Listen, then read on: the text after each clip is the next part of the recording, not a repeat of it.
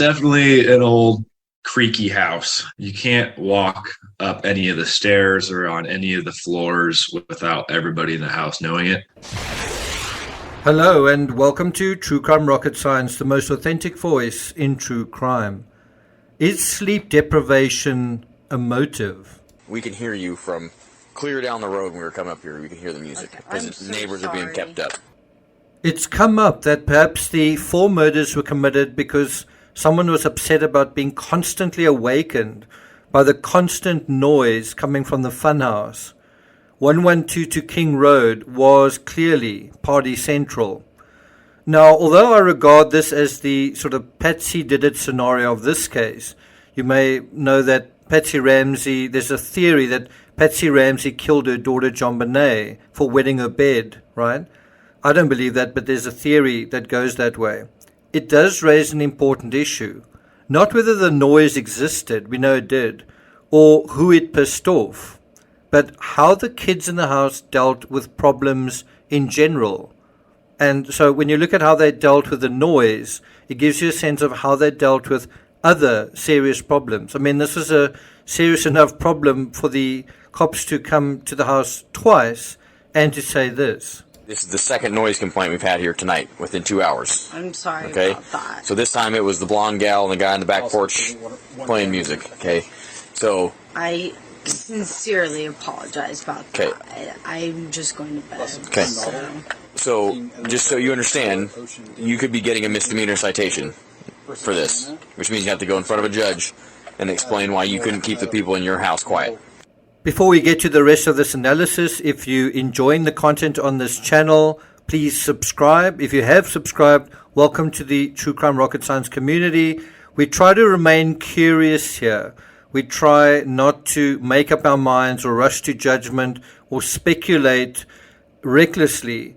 And this is why many of the folks associated with this channel call ourselves scouts. We try not to be soldiers defending a mindset, but scouts curious, trying to gather information and trying to keep an open mind to various possibilities for as long as possible before narrowing down the evidence into various scenarios. If you enjoy this episode, please like, share, leave a comment, and let's get started. Now, in spite of the high praise each of the victims has received from their respective family members, we really got a sense of the love their family have for them. And, at the vigils and the memorial. Through the body cam we've seen thus far, we get a different idea who they were. I'm sorry about that. So this time. Now, admittedly, these are not their best moments. Just as if one put up a collage of each time you or I would stop for a speeding ticket, it wouldn't make for a particularly heroic movie trailer, say for a biopic, right? And you might say it's unfair to focus on the body cam footage, except that the body cam precedes the murders by just a few weeks. Really by just 2.5 months. That's coming very, very close to the setup, the circumstances, the dynamics leading up to the crime. And so what it really does is flesh out the sights and sounds, the fluid comings and goings, and most importantly, provides glimpses of the authentic dynamic underlying this case. I sincerely apologize about that. I'm just going to bed. Okay. I've used the word gratuitous before, and that really is the issue. How gratuitous? Gratuitous compared to what? The cops coming twice to the same house when they'd been there before 2 weeks earlier, when Kaylee dealt with them, it makes you wonder whether the cops went anywhere else in Moscow as much as they came to the funhouse. Now, if we deal with the second noise complaint on the same night, September 1st going into 2nd, we see and hear Xana for the first time being read the riot act, as Inside Edition puts it. To be clear, Maddie had been initially warned by phone to deal with the situation at around 9 p.m. after Brittany had opened the door. 3 hours later, the cops were back.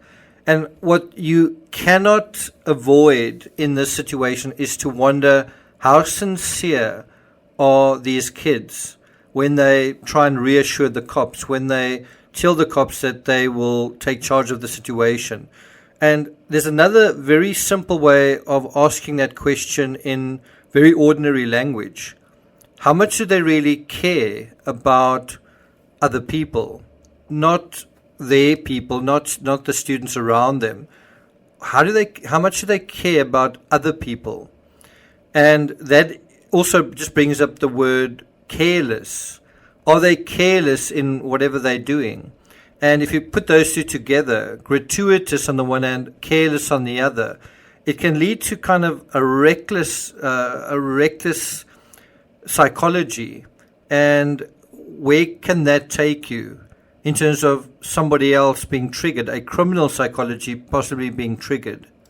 If we pay attention to the finer details, Xana doesn't really undertake to do anything or talk to anyone. She merely says she's going to bed, unless I miss something, unless it's in some of the other body cam.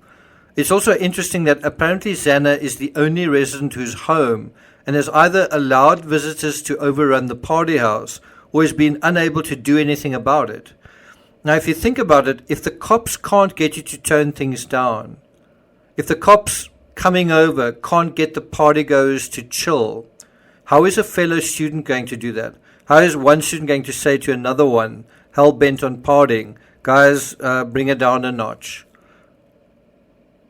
In a scenario like this, a party at the house, but some of the residents being somewhere else, there could easily be situations of things being broken, things being stolen, or things being messed up, where vacant bedrooms might be used by partygoers as a sort of love hotel.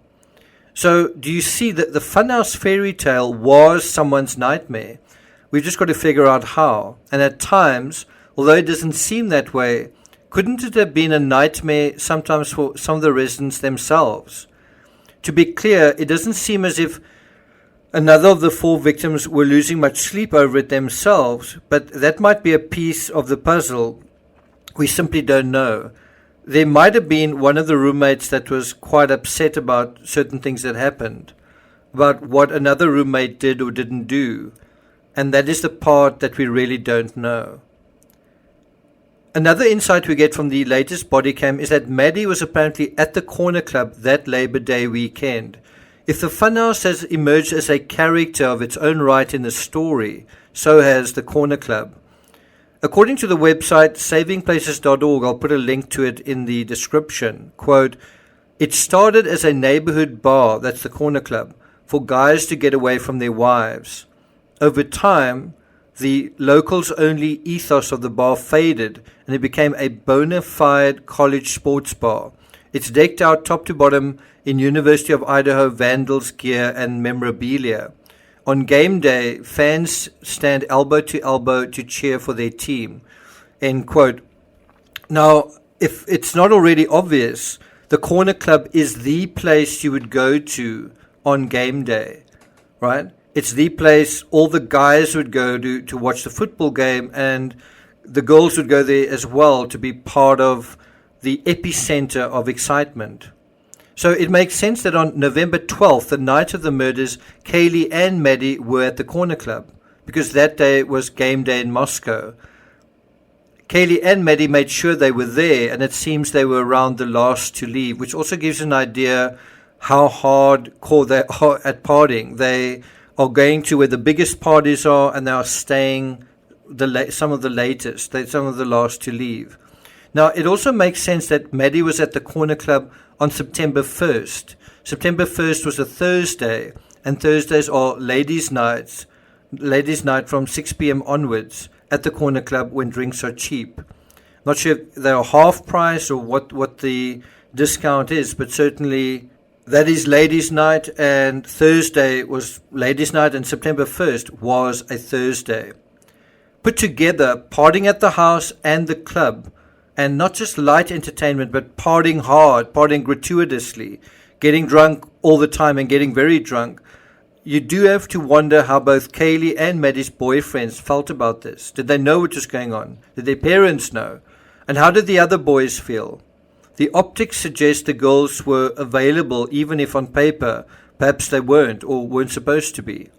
But what does the optics suggest? What does the optics of their social media suggest? What does the optics, certainly of the body cam, suggest was going on? So when two girls head to a club to watch football, what message are they sending? What message are the guys getting or perhaps misinterpreting? And it wasn't Hoodie Guy, just one of several wannabe Romeos kicked to the curb who picked up a message and who had hopes only to be ditched.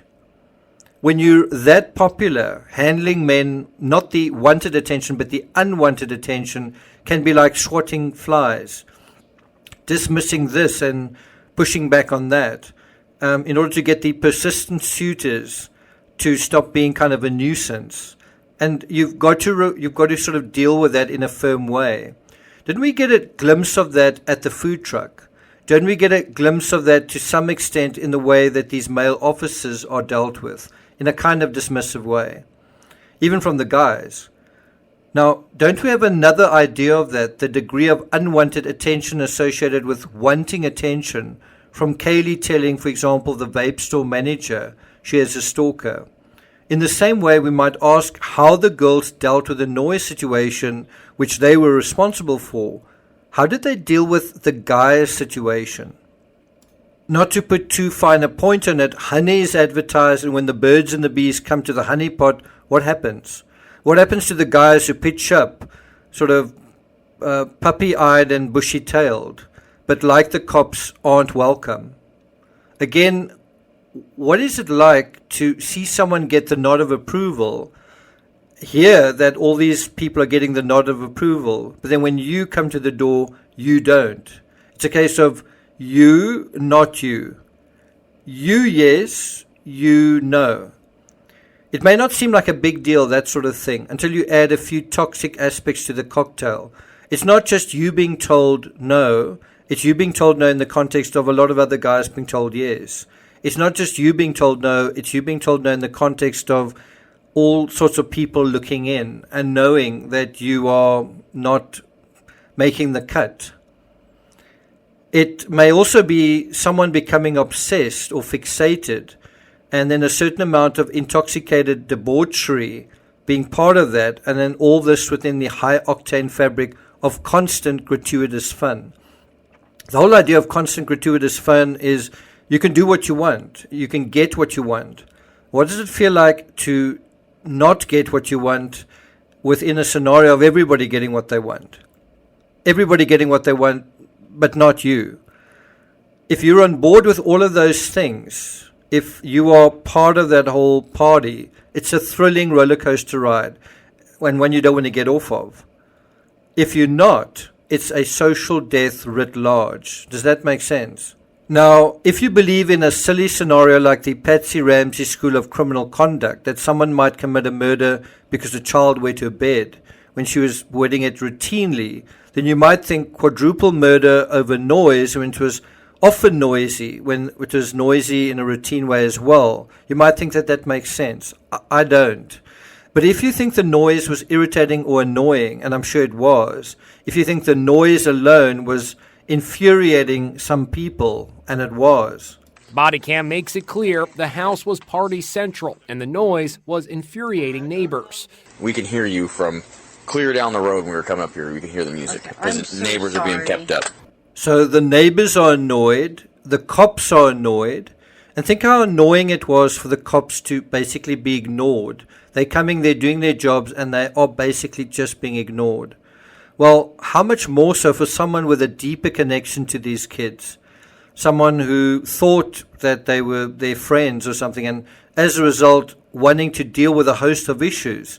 But because it wasn't fun or positive, it was simply water off a duck's back. Cue closed door, figuratively, on unwanted visitor, and maybe also literally as well. Someone else was annoyed by how their attention was being routinely written off as well. That's the dynamic we're looking for. That's the dynamic that the other students would know about.